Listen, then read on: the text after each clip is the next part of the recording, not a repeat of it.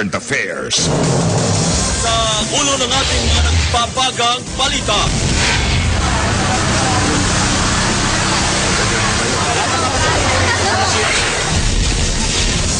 Dalawampu't isa patay, 33 nawawala pa sa hagupit ng bagyong Pedring.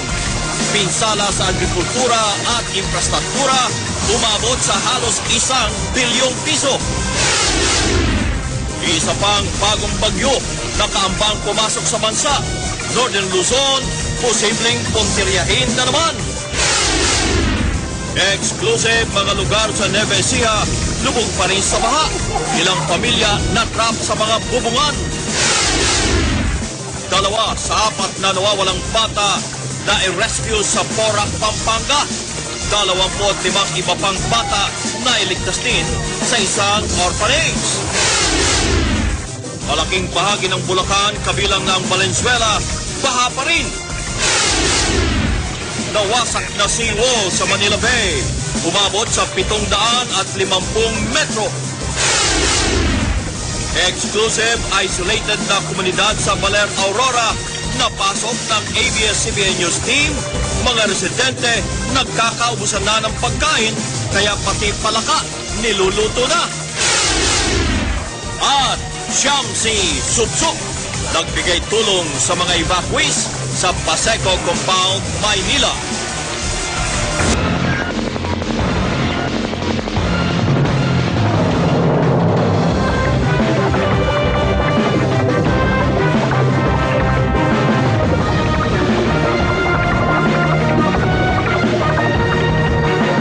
Live mula sa ABS-CBN News Center, Manila. Ito ang TV Patrol!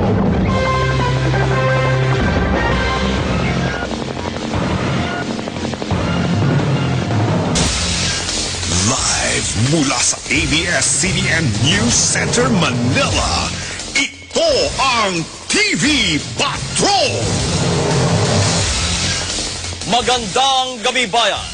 Mahigit sa 20 ang iniwang patay ng bagyong Pedring matapos manalasa sa Metro Manila at Luzon kahapon. Pero hindi pa tapos ang pananalasa resulta ng pananalasa ng bagyo dahil ito naman ay nagkaroon ng malawakang pagbaha sa ilang lalawigan sa Central Luzon at patuloy pa rin ang pagbabantay ng buong persa ng ABS-CBN News sa iniwang pinsala ng bagyong Pedring. Nasa Valenzuela City naman si Jay Ruiz, kaugnay ng pagbaha pa rin sa Bulacan. At may balita naman sa atin si Ron Kagalak sa mga sinalantang liblib na bayan sa probinsya ng Aurora. Nasa Isabela pa rin si Atom Arroyo kung saan 2 kumpirmadong namatay dahil sa bagyong Pedring. Binantayan naman ni Nico Bawa ang mga binahang lugar sa may Kamanaba area. At bibigyan tayo ng latest ni Kuya Kim live tungkol sa bagyong Pedring at ang papasok na bagyong Kiel mula sa may Rojas Boulevard.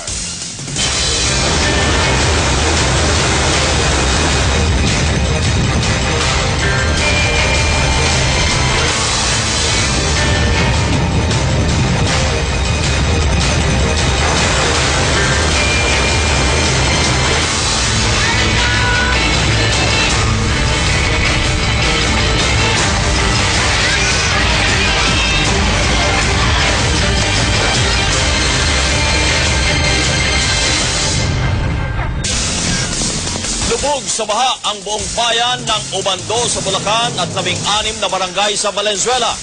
Umapaw ang Mekawayan River nang bumigay ang 2 dike sa kasagsagan ni Pedring. Live mula sa Valenzuela, nagpapatong si Jay Ruiz. So Jay Ruiz, hanggang ngayon ba ay meron pa ring baha at nung nagkabaha gaano